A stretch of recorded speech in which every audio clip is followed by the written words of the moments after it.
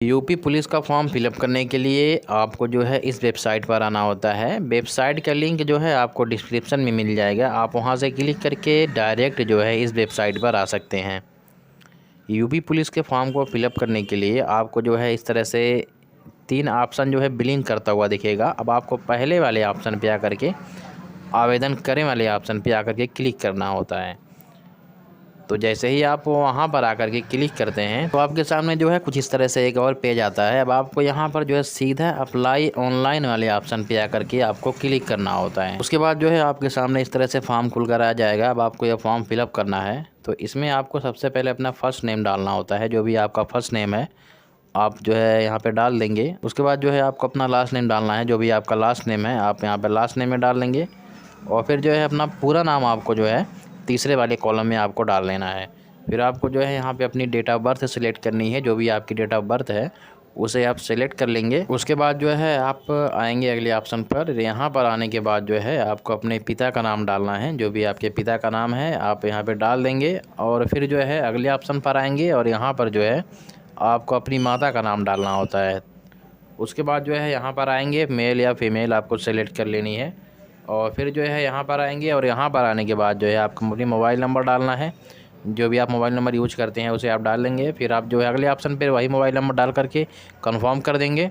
और फिर जो है अगले ऑप्शन पर आएंगे और यहाँ पर आने के बाद जो है आपको सीधा अपना आधार कार्ड नंबर डालना होता है। यदि आप जो अपना आधार कार्ड नंबर डालना चाहते हैं तो आप डाल देंगे। और यदि आप जो है नहीं डालना चाहते हैं तो आप छोड़ देंगे, क्योंकि ये ऑप्शनल है। उसके बाद जो है आपको अपनी ईमेल आईडी डालनी है और दोबारा ईमेल आईडी डाल करके आपको अपने ईमेल आईडी को कंफर्म कर देना है। और फिर जो है आप नीचे आएंगे और यहाँ पर जो है आपको नेशनलिटी सेलेक्ट कर लेनी है। नेशनलिटी में आप जो है सीधा इंडियन सेलेक्ट करेंगे, क्योंकि आपको यहाँ पर एक ही ऑप्शन देखने को मिल जाता है। और फिर जो है आप इस तरह से आपका यहाँ पे एक स्टेप जो है कंप्लीट हो जाता है। फिर आपको जो है दूसरे स्टेप को कंप्लीट करने के लिए आपको जो है इस तरह से फॉर्म को ऊपर कर लेना है। तो यहाँ पर जो है आप यस और नो पे क्लिक करेंगे, क्योंकि यहाँ पर पूछा गया है कि आप यदि उत्तर प्रदेश के मूल निवासी हैं तो आप जो है यस पे क्लिक करेंगे। और यदि आप जो है किसी अदर स्टेट से आते हैं तो आप जो है नो पे क्लिक करेंगे। जैसे ही आप यस पे क्लिक करते हैं तो आपके सामने जो है इस तरह से एक और ऑप्शन आ जाता है। अब आपसे इसमें पूछा जाता है कि आप जो है क्या SC ST OBC general EWS category से आते हैं और आप जो है अपनी आयु में छूट लेना चाहते हैं तो आप जो है यस पे क्लिक करेंगे। तो जैसे ही आप यस पे क्लिक करते हैं तो आपके सामने जो है इस तरह से 3 कॉलम आ जाता है। अब आपको इसमें अपने निवास प्रमाण पत्र की जानकारी फिलअप करनी होती है।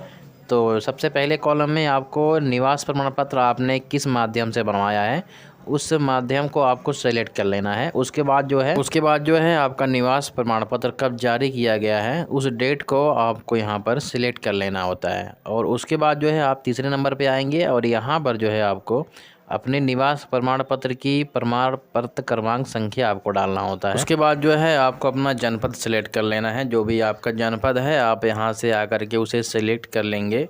और जनपद को सिलेक्ट करने के बाद जो है आप नीचे आएंगे और यहाँ पर आने के बाद जो है अपनी कैटेगरी आपको सिलेक्ट करनी होती है। जिस भी कैटेगरी से आप आते हैं उस कैटेगरी को आप यहाँ पर उसे सेलेक्ट कर लेंगे।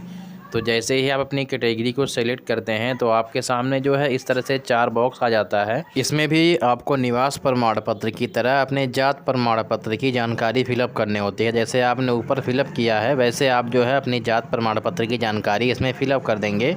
और लास्ट में आपको एक ऑप्शन और देखने को मिल जाएगा जिसमें आपको आवेदन संख्या पूछा गया है। तो आप जो है अपने जात प्रमाण पत्र पे जो भी आवेदन संख्या लिखा गया है उस पर आप जो है देख करके और फिर जो है यहाँ पे फिलअप कर देंगे। उसके बाद जो है आपको नीचे आना है और यहाँ पर जो है अपने हिसाब से यस और नो पे क्लिक करके आप जो है इसे सेलेक्ट कर लेंगे। उसके बाद जो है आपको नीचे आना है और यहाँ पर जो है आपको अपनी क्वालिफ़िकेशन की जानकारी फिलअप करनी होती है। जो भी आपके पास हाई स्कूल इंटर की मार्कशीट है उसमें जो भी डिटेल है और जो भी डिटेल यहाँ पर पूछा गया है उसे आप यहाँ पर फिलअप कर देंगे।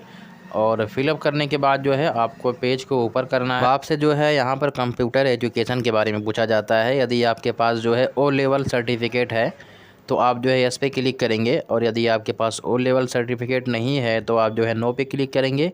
और इसी तरह से आप जो है दोनों बॉक्स में आप जो है यस और नो पे क्लिक करके आगे बढ़ेंगे। पेज को ऊपर करेंगे और ऊपर करने के बाद जो है यहाँ पे आपको पत्राचार का पता और आपको जो है अस्थाई पता आपको फिलअप करना होता है। तो आप जो है अपने हिसाब से जो भी आपका पत्राचार का पता है आप यहाँ पर फिलअप कर देंगे।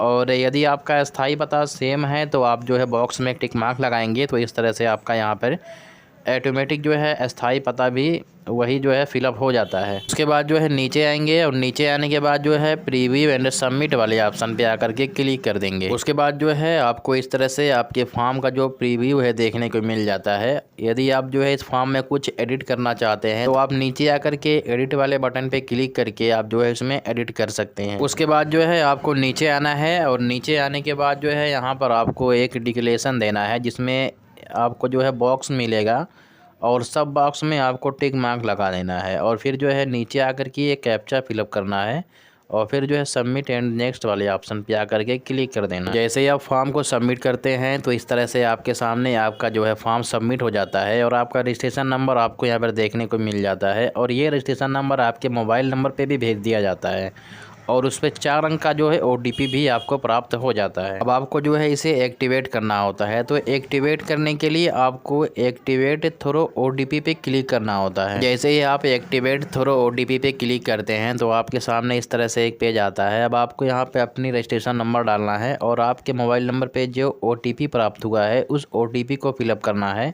और आपको जो है अपनी डेट ऑफ बर्थ फिलअप करके ये कैप्चा फिलअप करके आपको एक्टिवेट वाले ऑप्शन पे क्लिक करना होता है। तो एक्टिवेट करने के बाद जो है आपके सामने इस तरह से एक पॉपअप मैसेज आता है। अब आपको जो है सीधा ओके पे क्लिक कर देना है। तो इस तरह से जो है आपका यहाँ पे रजिस्ट्रेशन जो है एक्टिवेट कर दिया जाता है। अब आपको जो है इसमें लॉगिन करना होता है। लॉगिन करने के लिए आपको फिर जो है इसमें अपना रजिस्ट्रेशन नंबर डालना है और आपको डेट ऑफ बर्थ डालना है और ये कैप्चा फिलअप करके आपको जो है लॉगिन वाले ऑप्शन पे क्लिक कर देना है। जैसे आप लॉगिन पे क्लिक करते हैं तो आपको जो है सीधा पेमेंट वाले ऑप्शन पर भेज दिया जाता है। अब आपको इसमें पेमेंट करना होता है। तो पेमेंट करने के लिए आपको पे नाउ वाले ऑप्शन पे क्लिक करना है। जैसे ही आप पे नाउ पे क्लिक करते हैं तो आपके सामने जो है कुछ इस तरह से पेमेंट डिटेल का ऑप्शन आ जाता है। अब आप जो है यहाँ से अपने पेमेंट को कम्प्लीट कर सकते हैं।